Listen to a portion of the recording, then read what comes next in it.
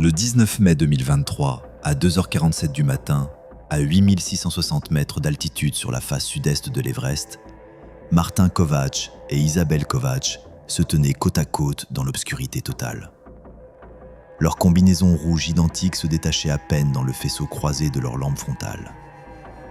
Martin, 41 ans, ingénieur civil de Prague, ajustait son masque à oxygène avec la précision méthodique qui caractérisait chaque aspect de sa vie.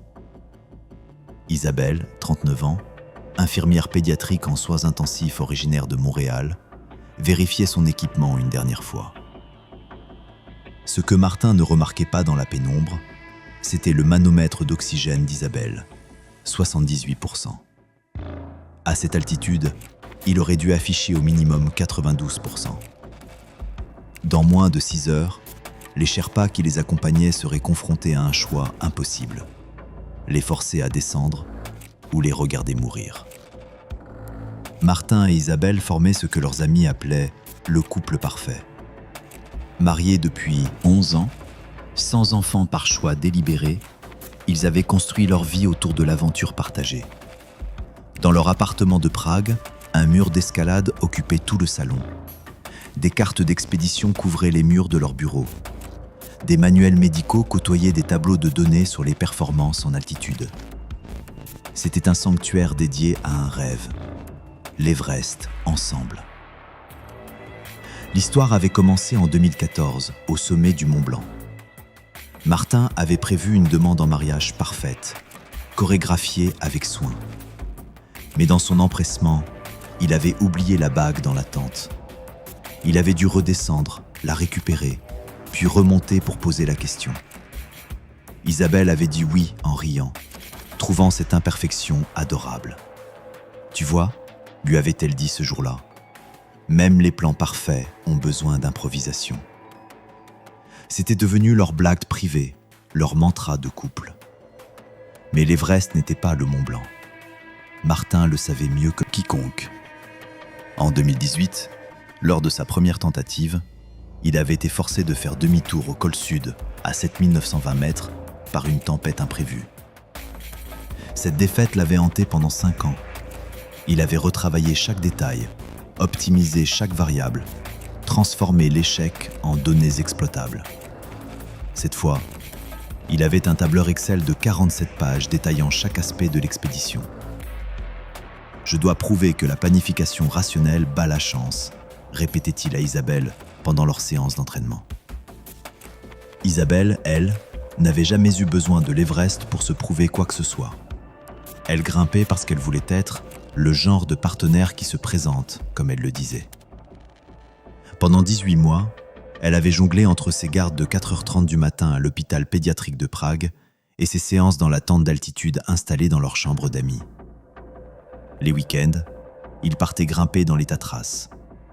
Martin suivait leur progrès sur des graphiques, VO2 max, temps de récupération, adaptation à l'hypoxie. Isabelle, elle, apprenait le tchèque pour mieux s'intégrer à la famille de Martin, pour que leur vie ensemble ne soit pas qu'une série de sommets, mais un véritable foyer. Le 2 avril 2023, ils atterrissaient à Katmandou. C'est là qu'ils rencontrèrent Pemba Dorje Sherpa pour la première fois. À 52 ans, avec 19 ascensions de l'Everest à son actif, Pemba était ce que l'industrie appelait un sirdar, un chef d'expédition Sherpa. Son visage ridé par le vent et le soleil portait la sagesse de milliers d'heures passées dans la zone de la mort. Il avait perdu son frère lors de la catastrophe de 1996. Depuis, il était connu pour une chose: retirer les clients de la montagne dès que les conditions se dégradaient, peu importe leur protestation. Lors de leur première réunion à l'hôtel, Pemba posa une question simple: « Vous m'écouterez quand je dirai de faire demi-tour ?» Martin sourit avec confiance. « Bien sûr, mais je fais confiance aux données plutôt qu'aux intuitions. » Pemba hocha lentement la tête, son expression restant neutre. Ce que Martin ne vit pas, c'était le regard échangé entre Pemba et son neveu, Dawa Tashi Sherpa, assis à côté de lui. Dawa Tashi, 38 ans, avait 11 sommets de l'Everest à son actif. Père de 3 filles de 6, 9 et 12 ans, il parlait couramment anglais et avait reçu une formation en médecine d'urgence en altitude. Il serait le guide personnel assigné au Kovács. C'était un travail qu'il ne pouvait pas se permettre de refuser. Les frais de scolarité de sa fille aînée dépendaient de cette saison. Mais dans ses yeux, alors qu'il regardait ce couple européen si confiant, si amoureux, il y avait déjà une inquiétude. Les premières semaines se déroulèrent exactement selon le plan de Martin.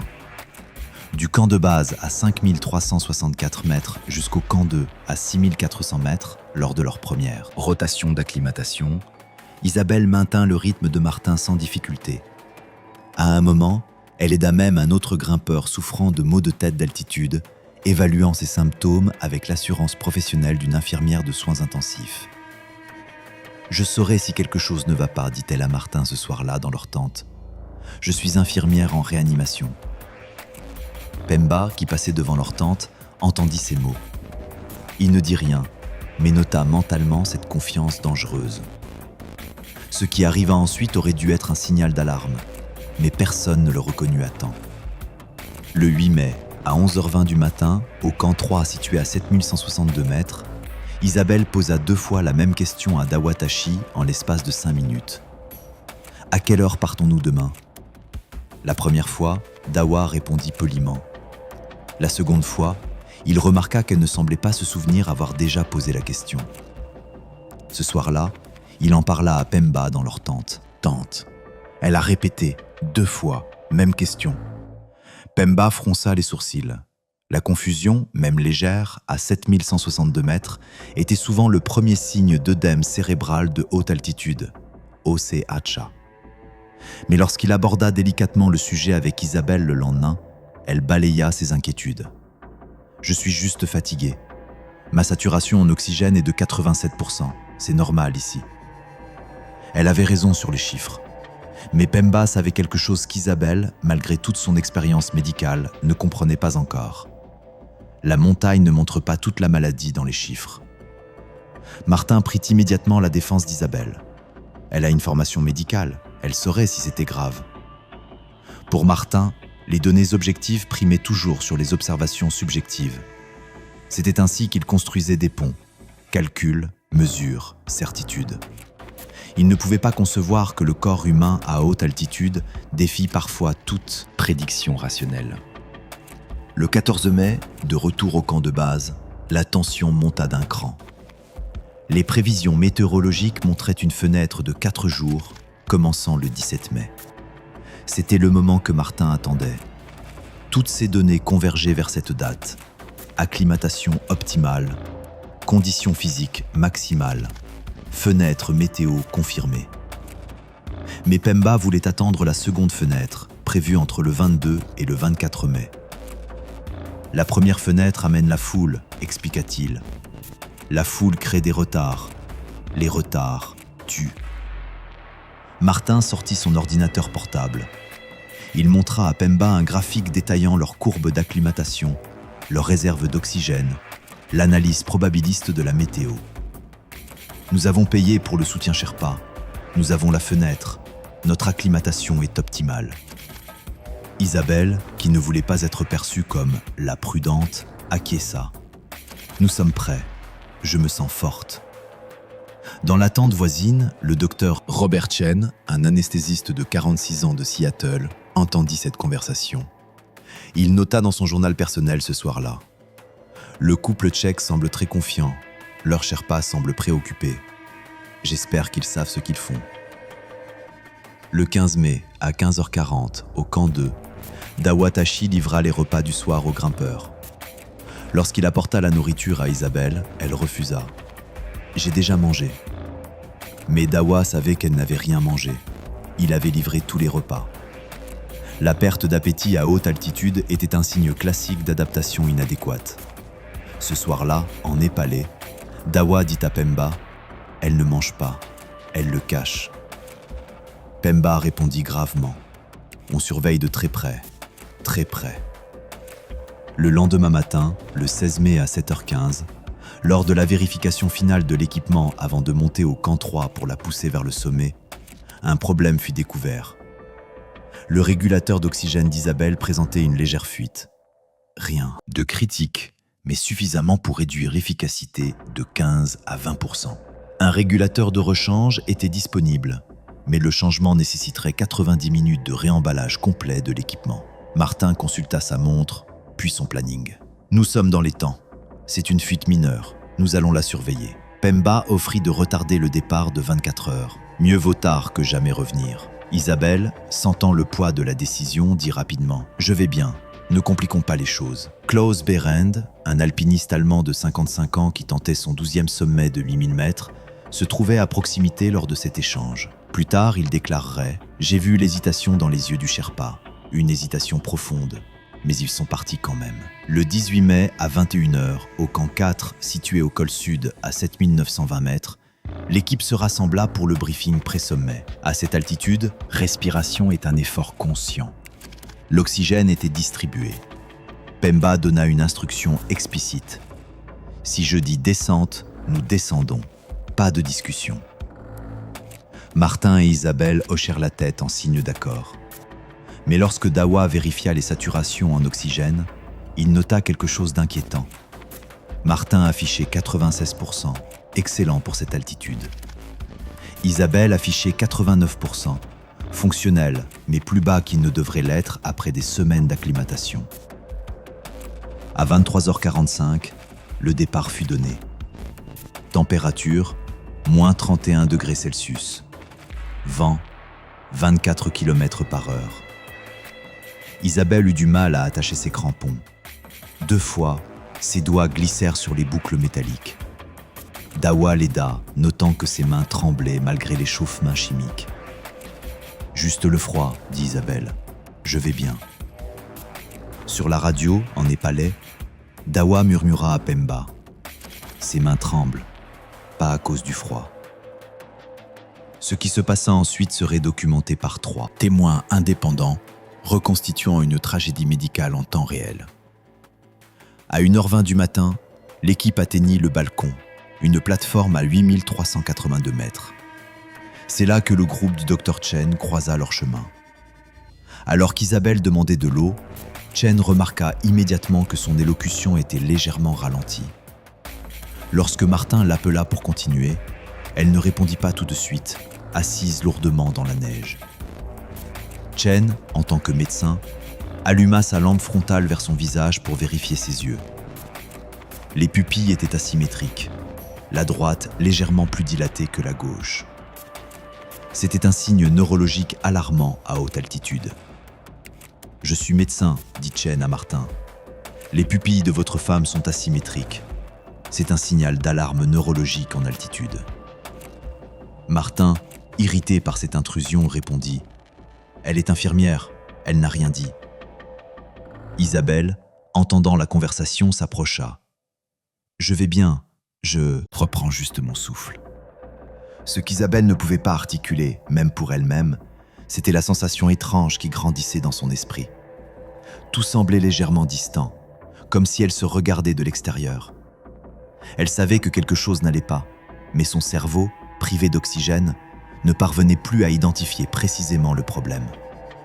Et l'orgueil de ne pas être celle qui arrête le rêve de Martin, l'empêchait de parler. À 1h45, Pemba prit Martin à part. « Monsieur, je pense que nous devons descendre maintenant. » Martin se raidit. « Elle dit qu'elle va bien. Êtes-vous en train de dire qu'elle ment ?» Pemba choisit ses mots avec soin. « Je dis que la montagne change les gens. Ils ne peuvent pas se voir eux-mêmes. » Isabelle, s'approchant, dit avec une pointe d'irritation. « Vous parlez de moi ? Je suis juste là, je vais bien. » En népalais, Dawa murmura à Pemba. « Si nous forçons, ils vont se plaindre. Nous perdrons notre réputation. D'autres Sherpas perdront leur travail. » Pemba répondit gravement. « Si nous ne forçons pas, elle pourrait mourir. Nous perdrons plus que notre réputation. » Mais Martin trancha la décision. « Nous continuons, lentement. Nous ferons demi-tour si elle se détériore. » Klaus Behrendt, redescendant du sommet à ce moment précis, prit une photo avec son appareil photo étanche. Sur cette image, le visage de Pemba capture parfaitement la résignation, pas l'accord. À 3h40, au sommet sud à 8749 mètres, la situation bascula dans la cascade neurologique. Cette nuit-là, 112 grimpeurs tentaient le sommet, exactement la foule que Pemba avait prédite. Au passage du ressaut Hilary, un embouteillage se forma. 45 minutes d'attente à moins 28 degrés Celsius. Isabelle s'assit dans la neige. Klaus, redescendant, prit une autre photo. Elle était grise, dira-t-il plus tard. Pas rose à cause du froid, grise. Martin secoua. « Izzy, reste éveillé. » Isabelle leva les yeux lentement. « Quoi ? Oui, je suis là. » Dawa vérifia son oxygène. La jauge affichait 22% restant. Elle aurait dû être à 40% à ce stade, mais la fuite du régulateur combinée à la consommation élevée due à l'œdème cérébral avait épuisé ses réserves. Dawa offrit sa bouteille d'urgence personnelle. « Madame, prenez la mienne. » Isabelle refusa. « Vous en avez besoin pour la descente, je gère. » Sur sa radio, Pemba contacta le médecin du camp de base. « Femme, 39 ans, mentation altérée, ataxie, pupille asymétrique, fin d'oxygène, OCHA. Je recommande une descente immédiate. » Le camp de base demanda « Pouvez-vous la forcer ?» Pemba répondit, la voix lourde de frustration. Elle marche, elle parle, elle dit non. Son mari dit continuer.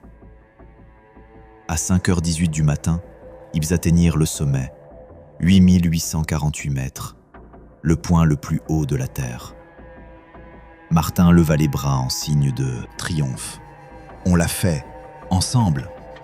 Isabelle, à peine consciente, s'assit lourdement. Klaus, à 6 mètres de distance, prit la photo qui ferait plus tard la une des journaux d'alpinisme. Martin, bras levés, victorieux. Isabelle, effondrée, les yeux vides. Dawa derrière elle, la main sur son épaule, le visage grave. Ils restèrent 12 minutes au sommet. La durée recommandée était de 5 minutes maximum. Martin ne remarqua pas qu'Isabelle avait uriné. L'incontinence, signe tardif d'œdème cérébral avancé. À 6h05, lors de la descente du ressaut Hilary, la mécanique du corps d'Isabelle échoua complètement. Pour descendre la section abrupte, elle devait clipper sa longe dans la corde fixe. Ses mains ne parvenaient plus à exécuter le mouvement. Elle essaya 3 fois. Ses doigts refusaient d'obéir. Dawa la clippa lui-même. Ses yeux regardaient ses mains comme si elles appartenaient à quelqu'un d'autre, témoignerait-il plus tard. À 6h18, à 8668 mètres, la séquence exacte fut reconstituée par 3 témoins. Isabelle fit 2 pas. Sa jambe droite céda. Elle tomba sur le côté dans la neige. Martin hurla son nom. Dawa, qui la suivait de près, l'atteignit en 3 secondes. Il vérifia immédiatement ses signes vitaux. Pouls, 142 battements par minute, alors qu'il aurait dû être entre 90 et 100. Respiration, 34 par minute, laborieuse. Peau, grise, froide, moite malgré l'isolation. Pupille, droite 6 mm, gauche 4 mm, asymétrie critique. Saturation en oxygène, 52%, incompatible avec la conscience. Le docteur Chen, redescendant de son propre sommet, les atteignit à 6h23.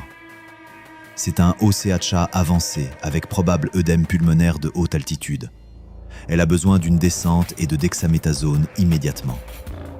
Martin, paniqué, demanda « On ne peut pas lui donner de l'oxygène et la laisser se reposer ?»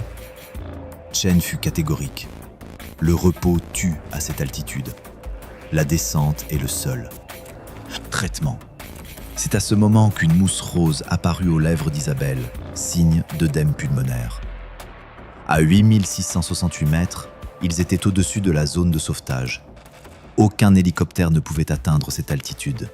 Un portage nécessitait au minimum 6 à 8 Sherpas. Pemba appela par radio tous les Sherpas disponibles. Le temps nécessaire pour organiser le portage, plus de 90 minutes. La détérioration d'Isabelle, minute par minute. Nawang, le neveu de Pemba, arriva à 6h41 avec une bouteille d'oxygène d'urgence du camp 4. 23 minutes après l'effondrement. Si cet oxygène avait été utilisé au sommet sud à 3h40, s'ils étaient descendus au lieu de faire le sommet, si le régulateur avait été réparé le 16 mai. Tous ces moments, si seulement, cristallisèrent dans l'esprit de Dawa alors qu'il appliquait le masque à oxygène. À 7h02, Pemba prit la décision la plus difficile de sa carrière. « Monsieur, vous devez descendre maintenant. Tempête prévue dans 4 heures. Si vous restez, vous mourrez aussi. » Martin, les larmes gelant sur son visage, dit « Je ne la quitte pas. » Isabelle, brièvement consciente, murmura « Martin, va. » Dawa, pleurant, dit « Monsieur, s'il vous plaît, mes filles ont besoin que je rentre. Si nous restons, nous mourrons tous. » Le docteur Chen, déjà en train de s'éloigner, dit « Je dois descendre, je suis désolé, j'ai des enfants. » Klaus, passant à proximité, dit simplement « Je ne peux pas aider, je suis désolé. Je suis seul, je ne peux pas porter. » À 7h35, Pemba donna l'ordre. On y va, maintenant. Martin fut physiquement traîné par Pemba et Nawang. Dawa resta avec Isabelle. Sur la radio, Pemba dit à Dawa « Tu as 30 minutes, fais ce que tu peux, puis sauve-toi. » La dernière chose que Martin vit fut Dawa ajustant le masque à oxygène d'Isabelle, ses yeux fermés. Martin arriva au camp 4 à 14h15, en état de choc psychologique aigu. Il présentait une hypothermie légère, des gelures mineures, une dissociation mentale. Il répétait « Je l'ai laissé, je l'ai laissé, je l'ai laissé ». Dawa arriva à 14h40, 3 doigts gelés pour être resté trop longtemps avec Isabelle. Épuisé, il s'effondra. Elle a cessé de respirer à 8h20. Je suis resté jusqu'à en être certain. Je suis désolé. Le 23 mai, une équipe de récupération atteignit l'emplacement du corps. Isabelle était recroquevillée sur le côté, à 15 mètres du sommet. Dans sa poche de veste, la photo du sommet avec Martin. À son doigt, son alliance. Sa bouteille d'oxygène, complètement vide. Son carnet médical, dernière entrée du camp 2. Léger mal de tête, pas cliniquement significatif. Le 2 juin, Klaus publia ses photos horodatées. 1h20 en balcon, debout, mes yeux flous. 3h40 au sommet sud, teint grisâtre visible. 5h18 au sommet, affaissé, clairement altéré. Les images déclenchèrent un débat international. Quand le choix du client devient-il complicité Sherpa ? En août 2023, Martin accorda une interview à un magazine d'alpinisme tchèque. « J'ai le sommet, j'ai les photos, j'ai tout ce que je voulais. Et je donnerai tout ça, chaque souvenir, chaque réalisation, pour avoir dit « faisons demi-tour » au balcon. Il révéla que Pemba lui avait rendu visite à Prague en juillet. « Vous ne l'avez pas trahi, elle a choisi. Mais la prochaine fois, quand un Sherpa dit descente, on descend.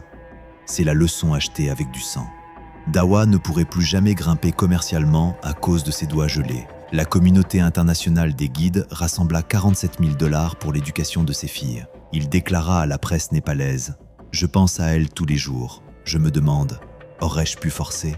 Aurais-je dû? Mais nous n'avons pas le droit de forcer. Nous guidons. Ils choisissent. » Le docteur Chen quitta complètement l'industrie des tentatives de sommet. Il retourna à son travail hospitalier à Seattle.